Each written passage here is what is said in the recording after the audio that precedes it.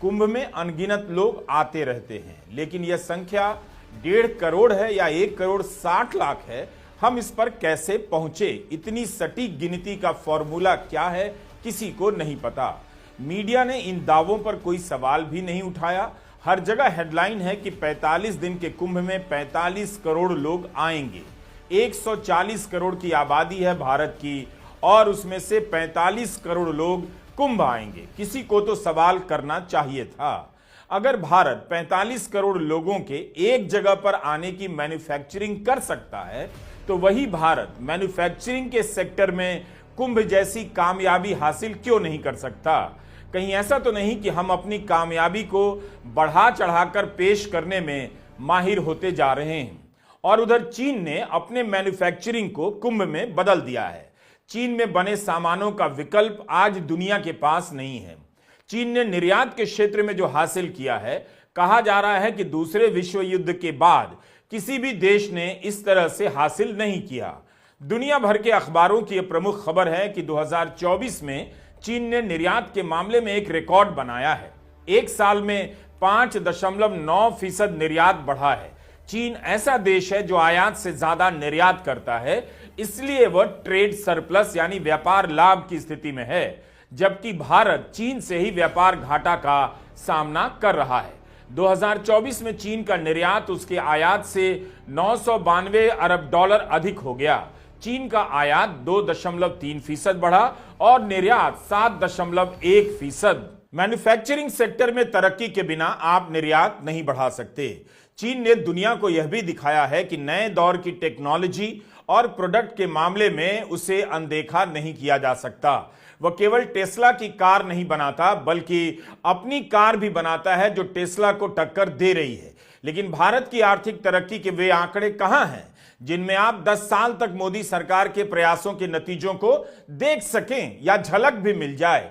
10 साल कम समय नहीं होता। आप सोचिए, भारत ने बने आईफोन का निर्यात 1 लाख करोड़ पार कर गया तो अखबार आए दिन इसे प्रमुखता से छापते रहते हैं। लेकिन कब तक आईफोन की खबर से निर्यात की कामयाबी का ढोल पीटते रहेंगे? आईफोन के अलावा दूसरी चीजों के बारे में भी तो बताया जाना चाहिए। मस्क की टेस्ला कार को उसी अमेरिका में चीन की BYD कार तगड़ी चुनौती देती है। जब BYD कार ने अमेरिकी बाजार पर कब्जा करना शुरू किया तो अमेरिका ने उससे बेहतर कार नहीं बनाई, बल्कि चीन की कार पर आयात शुल्क लाद दिया। बाइडन ने BYD की इलेक्ट्रिक गाड़ियों पर 100% का आयात शुल्क लगाया है। इसके बाद भी चीन का अमेरिका को निर्यात 4.9% बढ़ा है, 525 बिलियन डॉलर का हो गया। पिछले साल 16% बढ़ा, जो बता रहा है कि ट्रंप के भय से अमेरिकी कंपनियां ज्यादा माल खरीदकर स्टोर करने में लग गई होंगी। 2024 में इस कार की बिक्री 72% बढ़ गई। 2023 में चीन जापान को पीछे छोड़ते हुए कार का सबसे बड़ा निर्यातक दुनिया में बन गया। यूरोपियन यूनियन ने चीन की बनी कारों पर 45% की टैरिफ लगाई है। ट्रंप तो 60% तक ले जाने की बात करने लगे हैं। चीन ने कार के निर्माण में इन देशों के कई दशकों के अनुभवों, टेक्नोलॉजी सबको पछाड़ दिया। हताश होकर ये देश चीन में बने उत्पादों पर टैक्स लगा रहे हैं ताकि महंगे होने के कारण उनके लोग चीन का माल ना खरीदें। यह मामूली घटना नहीं, अभी तक दुनिया के बाजारों पर जापान, जर्मनी, अमेरिका का प्रभाव था। उनके मैन्युफैक्चरिंग सेक्टर की धूम होती थी, लेकिन दूसरे विश्व युद्ध के बाद उन देशों ने भी वो हासिल नहीं किया जो चीन ने कर लिया। आपको भारत के ही एक बिजनेस अखबार की पहली खबर दिखाना चाहता हूं। इससे आपको पता चलेगा कि चीन ने मस्क का मुकाबला टेस्ला से भी अच्छी कार बनाकर किया। लेकिन भारत क्या कर रहा है वो जरा देखिए। मस्क को मस्का लगाया जा रहा है।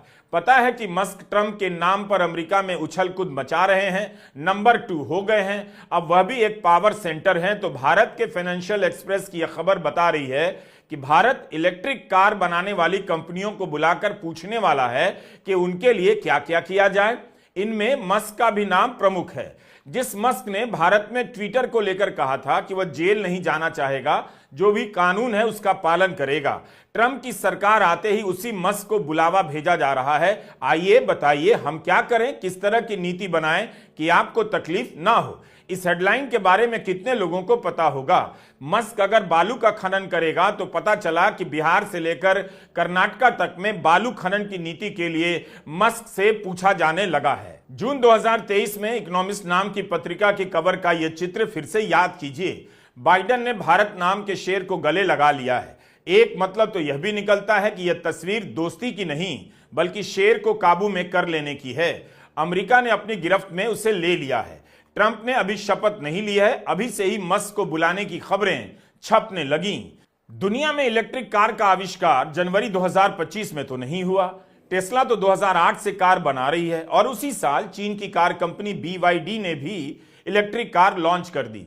आज BYD टेस्ला को टक्कर दे रही है, कई बाजारों में पीछे छोड़ चुकी है। लेकिन क्या आप बता सकते हैं कि 2014 से लेकर 24 तक इन 10 वर्षों में भारत ने कौन सा ऐसा प्रोडक्ट बनाया अपनी टेक्नोलॉजी के दम पर जो उसका अपना कहा जाएगा, जिसने टेस्ला या BYD जैसी धूम दुनिया भर में मचा दी हो? यह जरूर सुना होगा कि पैसे वाले भारत छोड़कर जा रहे हैं, अमेरिका की नागरिकता ले रहे हैं। भारत अभी अपनी नीतियां ही बना रहा है। Federation of automobile dealers association FADA ने जानकारी दी है कि 2023 दिसंबर के मुकाबले 2024 दिसंबर में करीब 6000 गाड़ियां कम बिकी, 2% की गिरावट आ गई। इससे पहले दिवाली होने के बावजूद नवंबर 2024 में 14% की गिरावट देखी गई। दिवाली के समय से डिस्काउंट का दौर चला, दिसंबर में भी छूट दी गई, तब भी कारों की बिक्री में उछाल नहीं आ सकी। भारत के आम लोगों के पास अब पैसे इतने कम हैं कि कार खरीदने की क्षमता घटती जा रही है। यह हाल है कि भारत के बाजार की, भारत के मैन्युफैक्चरिंग सेक्टर की। अब मस्क को बुलाकर पूछा जाएगा, बताइए हम क्या कर सकते हैं? हम इस लेवल पर आ गए हैं। चीन ने निर्यात में जो झंडे गाड़े हैं, भारत क्यों नहीं गाड़ सका? इस पर बात कोई नहीं कर रहा। 2014 में यह टाइगर लॉन्च हुआ, मेक इन इंडिया का आइकॉन लोगो। 10 साल बाद हम मैन्युफैक्चरिंग में कहां पहुंचे हैं? क्या भारत ने मैन्युफैक्चरिंग के क्षेत्र में कोई भी बड़ा लक्ष्य हासिल किया है? भारत ने बना हुआ कौन सा उत्पाद है जो पूरी तरह भारतीय है, जिसने टेस्ला BYD की तरह पहचान बनाई हो? मेक इन इंडिया के बाद आत्मनिर्भर Bharat, vocal for local, PLI नाम से कितने ही अभियान चले, स्कीम लॉन्च हुई और उनका अब पता नहीं। मेक इन इंडिया जब लॉन्च हुआ तब इसका एक उद्देश्य रखा गया कि हर साल मैन्युफैक्चरिंग के क्षेत्र में 12 से 14% की दर से विकास करना होगा, ताकि 2022 तक आते आते GDP में मैन्युफैक्चरिंग का योगदान 25% हो जाए। कोविड आया, बाद में इस लक्ष्य को आगे खिसकाकर 2025 कर दिया गया, मगर आज भी यह लक्ष्य बहुत दूर है। वित्त वर्ष 2023 में मैन्युफैक्चरिंग सेक्टर में 9.9% की दर से विकास हुआ। 2025 आ गया है, लेकिन मैन्युफैक्चरिंग GDP का मात्र 17% है। अपने लक्ष्य से 8% पीछे।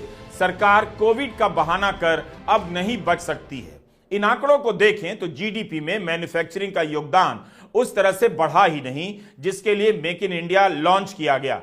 हम ये बात इसलिए भी कर रहे हैं कि चीन ने मैन्युफैक्चरिंग और निर्यात में अभूतपूर्व सफलता हासिल की है, लेकिन भारत के सारे दावे अभूतपूर्व होते जा रहे हैं। आज की हालत ऐसी है कि चेक करने के लिए देखना पड़ता है पहले क्या क्या दावा किया गया था, और तब पता चलता है कि पूरा नहीं हुआ।